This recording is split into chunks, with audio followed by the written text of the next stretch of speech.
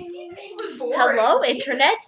Look, a pretty picture with my name on it. Yay, pretty pictures. It's not done yet. I'll show it to you when it's done. So sorry about last night's short video. I was kind of running late. I'm kind of running late again today, but we'll figure it out. Okay, and I promised you 2 poems. So the first one is called Poetry, and I wrote it approximately a year ago, give or take. Not quite 100% sure, but okay. My worst days are filled with poetry, and the thing that keeps me away from the night on my darkest nights is my imagination.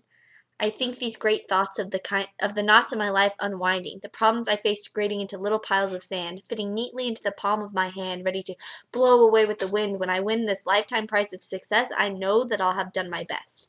Don't try to mess me up, because any way you slice it, cake is better than mud. Like the mud that'll be caked on my shoes when I show you haters the ropes of my life. Yeah, I want to see you walk a day in my heels. Leave your wheels behind and join this movement of love. Quit living like you're wearing surgical gloves and jump right into this feeling of her pressed up against my skin. I've never felt so alive as when she is loving on me, ready to begin this whole new journey that we're set on. Our courses mesh individually, and together we can fix Humpty Dumpty again. She has her life so much more together than I, but somehow I help her as much as she helps me. Our lives are filled with so much glee, but you can't see that. You're so blinded by hate, a part of the nation that discriminates against us. But we don't care. No amount of you is going to tear us apart, because if I haven't said it yet, she holds the very key to my heart. I will not let you define me or put a limit on my life, because I threw away that knife in exchange for poetry.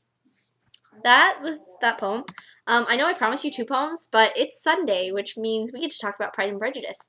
So, I don't know if you've read it, but Pride and Prejudice is a book by Jane Austen written in 1813. Yep, this year's the 200th anniversary. High five for Jane Austen. Yeah! It follows the character of Lizzie Bennet, or Elizabeth Bennet, and her sisters Jane, Lydia, Mary, and I forget the last one. What's the last Bennett sister's name? Kitty. We've never read Pride and Prejudice. Kitty. Maybe Pride and Prejudice and Zombies next semester. That's not really Pride and Prejudice, but I've not read Pride and Prejudice and Zombies, so I can't really, review that one. It's just supplemented. Sorry. However, basically, a new guy moves into town, and the Bennett's mother's having 5 daughters. She's like, oh my gosh, I need to marry you off to these men. And Elizabeth is like, no. And I mean, it follows this kind of freedom and this theme that follows through all of the Austen novels, that kind of, if you follow your heart, if you fall in love with, if you marry for love versus marrying for social stigma or social class, that you earn this kind of greater respect and greater freedom that other women don't. And this is shown through, in Pride and Prejudice, through Elizabeth's best friend Charlotte and her cousin, I don't know, and Lizzie Bennet, he's called Ricky, and I forget his name in the actual book. But through their marriage, it's a marriage for social class, for social stigma, and Charlotte's not very happy.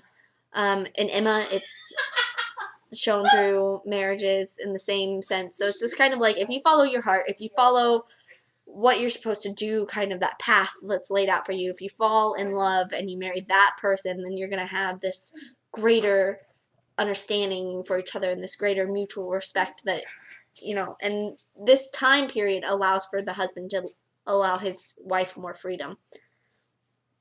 I don't know, they're cute. There's a reason that it's celebrating its 200th anniversary this year, because it's a good book and you should read it.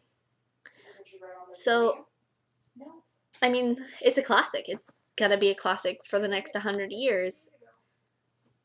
It's like Shakespeare in the sense that these are universal themes that can apply to lots of people.